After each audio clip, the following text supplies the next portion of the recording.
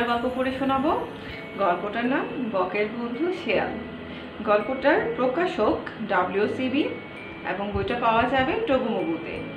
চলো দেখি বকের বন্ধু শিয়াল বইটাতে কি আছে।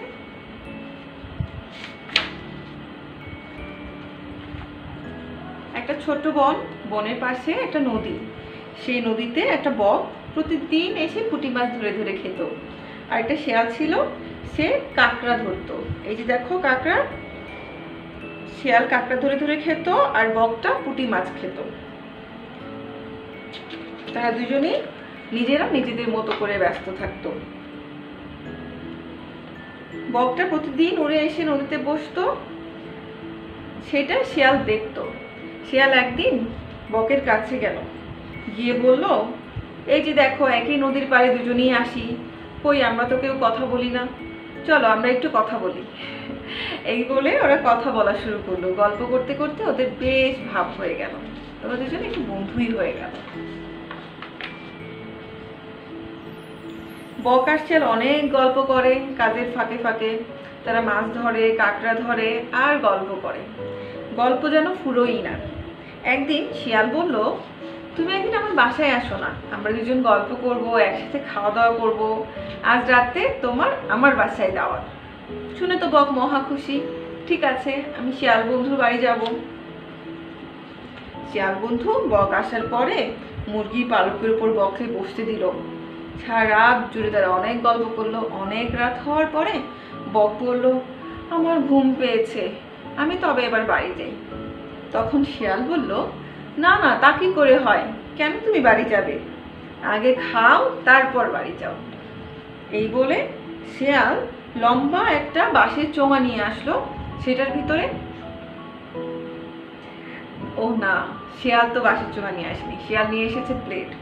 শিয়াল এই যে দেখো একটা প্লেট নিয়ে এসেছে, প্লেটের মধ্যে পায়েস রান্না করে এনেছে। সে বলছে, আমি আজকে নিজের হাতে পায়েস রান্না করেছি, চলো দুজন একসাথে খাই। পায়েসটা খুবই মজা হয়েছে। বকটা পায়েস খেতে গেল, কিন্তু এত চ্যাপ্টা প্লেটে কি সে পায়েস খেতে পারে? তার ঠোঁট তো লম্বা, প্লেট তো একদম চ্যাপ্টা, সে নিতেই পারছে না আর খেতেও পারছে না। আর শিয়ালটা চুপচুপ করে চেটে পুটে সবটা পায়েস খেয়ে ফেললো।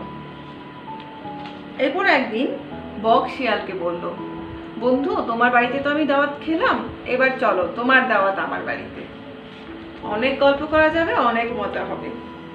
শিয়াল বকের বাড়িতে আসলো। তখন বক তাকে খড়কুটো পেতে দিল বসার জন্য। শিয়াল অনেক আরাম করে বসলো। বসে দুজন গল্প করতে থাকলো।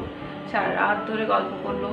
রাত যখন অনেক গভীর হলো, তখন শিয়ালের মনে হলো, আচ্ছা ঠিক আছে, আমার এবার ঘুম পেয়েছে, আমি এবার বাড়ি যাই। বক বলল, তা কি করে হয়, আমার বাসায় এসেছো, আমি রান্না করেছি, তুমি খাবে, খেয়ে দে তারপর যাবে। সে এই বলে একটা বাঁশের চোঙ নিয়ে আসলো, লম্বা একটা চোঙ। সেটা দেখে শিয়ালের একটু একটু মন খারাপ হলো, সেটা থেকে কিভাবে খাবে, এই মন খারাপ হলো। বক বলল, বসো, আরো খাবার আছে, আমি নিয়ে আসছি। এই বলে সে একটা চ্যাপ্টা প্লেটও নিয়ে আসলো। প্লেটে সে কাঁকড় ভাজা নিয়ে আসলো, আর যে লম্বা চোঙটা ছিল সেটাতে পুঁটি মাছের ভুনা ছিল। বক নিজের হাতে রান্না করেছে। এরপর শিয়াল খেলো এই প্লেটটাতে, আর বকটা খেলো বাঁশের চোঙে। শিয়ালটা তখন মনে মনে খুবই লজ্জিত হলো, কারণ বকটা তার বাসায় এসেছিল, সে তো বকের উপযোগী করে প্লেট দেয়নি, সে তো তার মতোই প্লেটটা দিয়েছে, বক তো কিছুই খেতে পারেনি। এই জন্য শিয়াল মনে মনে খুবই লজ্জিত হলো। এরপর সে বককে বলল, ঠিক আছে বন্ধু, তোমাকে আমার বাসায় আরো একদিন দাওয়াত, আমি তোমাকে ঠিক মতো খাওয়াতে পারিনি বলে আমি খুবই লজ্জিত, তুমি আরো একদিন আসো আমার বাসায়, এবং আমরা তখন অনেক মজা করে খাবো আর অনেক অনেক গল্প করব, অনেক অনেক আড্ডা দিব। এই বলে শিয়াল বককে আরো একদিন দাওয়াত দিল, এবং সে খুবই খুশি হয়ে নিজের বাড়ির দিকে যাওয়া শুরু করলো। এই ছিল আমাদের বকের বন্ধু শিয়াল। এবং মজার ব্যাপার কি জানো, সবসময় যারা তোমার সাথে কোনো খারাপ আচরণ করবে, কোনো উল্টাপাল্টা কিছু করবে, তার বিনিময়ে যে তুমিও খারাপ আচরণ করবে তেমন কিন্তু না।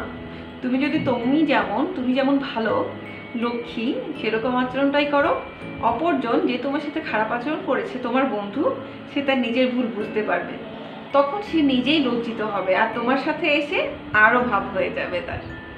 তো আমরা বকের বন্ধু শিয়াল থেকে এটাই শিখলাম, এবং আমরা এরকম অনেক মজার মজার কাজ করব, সবার সাথে মিলেমিশে থাকবো।